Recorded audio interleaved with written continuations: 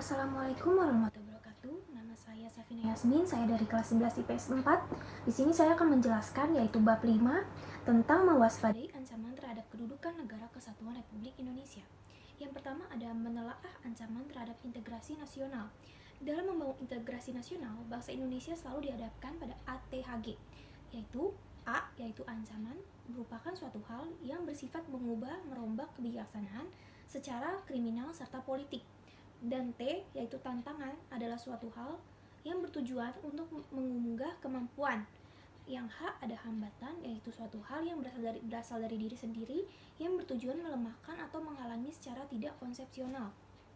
Yang G ada gangguan, yaitu usaha dari luar yang bertujuan melemahkan secara tidak konsepsional.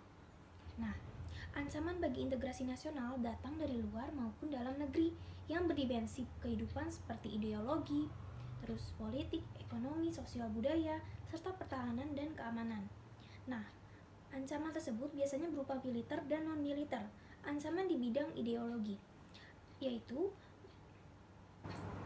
kehidupan masyarakat Indonesia ini cenderung mengarah pada kehidupan yang liberal, menekankan pada aspek kebebasan individual. Globalisasi ternyata mampu meyakinkan masyarakat Indonesia bahwa liberalisme dapat membawa manusia ke arah kemajuan dan kemakmuran. Yang kedua ada ancaman di bidang politik. Nah, ini tuh bersumber dari luar negeri maupun dalam negeri.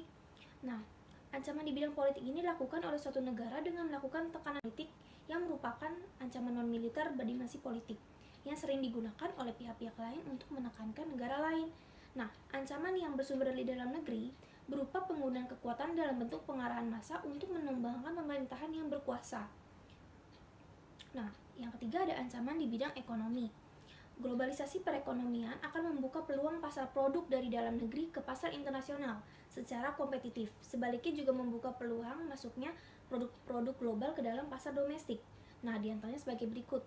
Indonesia akan dibanjiri oleh barang-barang dari luar negeri. Yang kedua ada cepat lambat perekonomian negara kita akan dikuasai oleh pihak asing.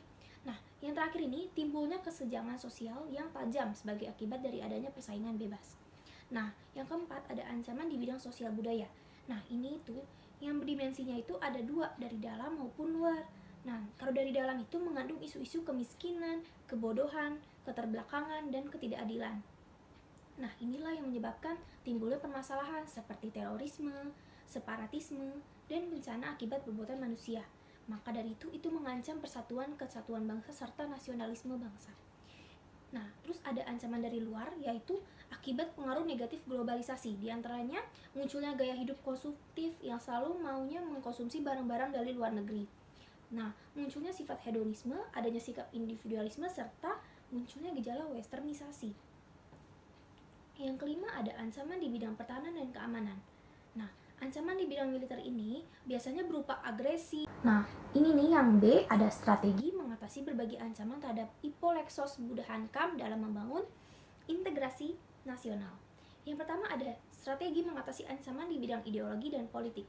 Nah, yaitu mengembangkan demokrasi politik, mengaktifkan masyarakat sipil dalam arena politik, memperkuat kepercayaan rakyat, serta menegakkan supremasi hukum. Yang kedua ada strategi mengatasi ancaman di bidang ekonomi, yaitu ada dikembangkannya untuk memperkuat produksi domestik bagi pasar dalam negeri sehingga dapat memperkuat perekonomian rakyat. Pertanian dijadikan prioritas utama karena mayoritas penduduk Indonesia bermata pencarian sebagai petani. Betul itu. Nah, yang ketiga ada strategi mengatasi ancaman di bidang sosial budaya. Nah, bangsa Indonesia berusaha memelihara keseimbangan dan keselarasan fundamental, yaitu keseimbangan antara manusia dengan alam semesta, manusia dengan masyarakat, manusia dengan Tuhan. Keseimbangan, kemajuan lahir, dan kesejahteraan batin. Kesadaran akan perlunya keseimbangan dan keserasian melahirkan toleransi yang tinggi, sehingga dapat menjadi bangsa yang berbineka dan bertekad untuk selalu hidup bersatu. Yang keempat ada strategi mengatasi ancaman di bidang pertahanan dan keamanan. Nah, ini tuh sistem pertahanan dan keamanan bersifat semesta merupakan pilihan tepat. Nah, tetapi bercirikan jika di dalam sistem pertahanan dan keamanan itu, dia itu bercirikan seperti kerakyatan, kesemestaan, kewilayahan. Nah, sistem pertahanan dan keamanan merupakan pilihan yang tepat bagi pertahanan Indonesia yang diselenggarakan dengan keyakinan pada kekuatan sendiri berdasarkan atas hak kewajiban warga negara dalam usaha pertahanan negara. Sekian dari saya tentang tentang mewaspadai ancaman terhadap kependudukan negara kesatuan Republik Indonesia. Mohon maaf kalau banyak kurangnya, kurang lebihnya. Terima kasih. Assalamualaikum warahmatullahi wabarakatuh.